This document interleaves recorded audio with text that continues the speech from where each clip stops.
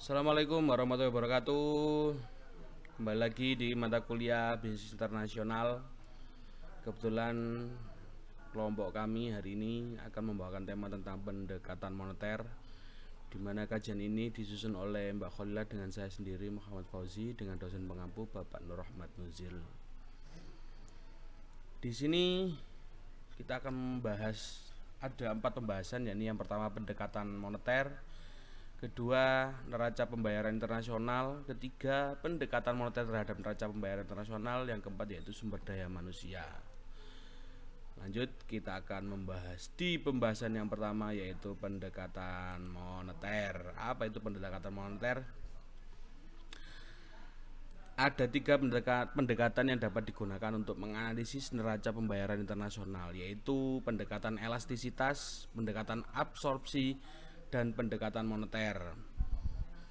Ketiga pendekatan tersebut dikelompokkan lagi dalam 2 pendekatan besar, yakni pendekatan Keynes, pendekatan elastisitas, dan pendekatan absorpsi, dan pendekatan moneteris. Sedangkan pendekatan moneter adalah pendekatan yang menganggap bahwa neraca pembayaran adalah fenomena moneter, di mana ada hubungan antara neraca pembayaran dan jumlah uang beredar di suatu negara.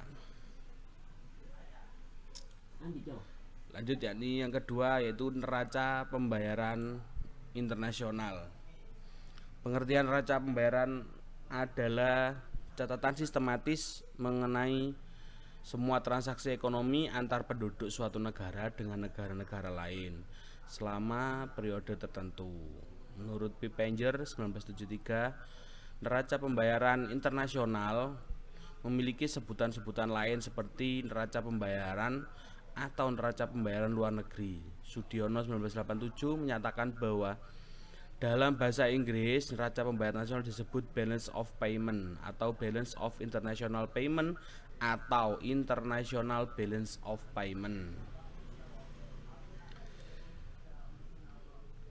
Neraca pembayaran nasional memiliki tujuan dan fungsi, yakni yang pertama untuk memantau semua transaksi internasional sehingga dapat melihat kondisi keuangan negara. Yang kedua, untuk memperoleh informasi dari neraca pembayaran sehingga dapat memperkirakan kondisi bisnis dan ekonomi negara. Yang ketiga, membantu pemerintah dalam mengatur impor dan ekspor. Yang keempat, membantu pemerintahan dalam merumuskan kebijakan. Komponen neraca pembayaran internasional sendiri yakni secara umum transaksi yang tercakup dalam neraca pembayaran dibagi menjadi 2 komponen, yaitu transaksi berjalan dan transaksi modal. Berikut adalah kejelasan dari kedua komponen tersebut. Transaksi berjalan yakni neraca barang dan neraca jasa, disebut juga neraca transaksi berjalan. Rekening transaksi berjalan merupakan sub neraca pembayaran internasional yang mencatat seluruh transaksi barang dan jasa. Sedangkan transaksi modal adalah yang berkaitan dengan peminjaman maupun penanaman modal. Misalkan jika ada uang yang keluar masuk untuk keperluan usaha produksi barang dan jasa, itu akan dicatat ke dalam modal. Manfaat neraca pembayaran nasional yakni untuk mencatat seluruh transaksi ekonomi internasional yang terjadi antara penduduk sebuah negara dengan penduduk negara lain. Kedua, untuk mengetahui informasi struktur dan komposisi transaksi ekonomi internasional suatu negara. Tiga, untuk mengetahui kondisi keuangan internasional suatu negara. Empat, untuk indikator yang digunakan oleh IMF yaitu International Monetary Fund. Kelima, untuk memberikan bantuan keuangan. Enam, sebagai indikator penting ekonomi suatu negara.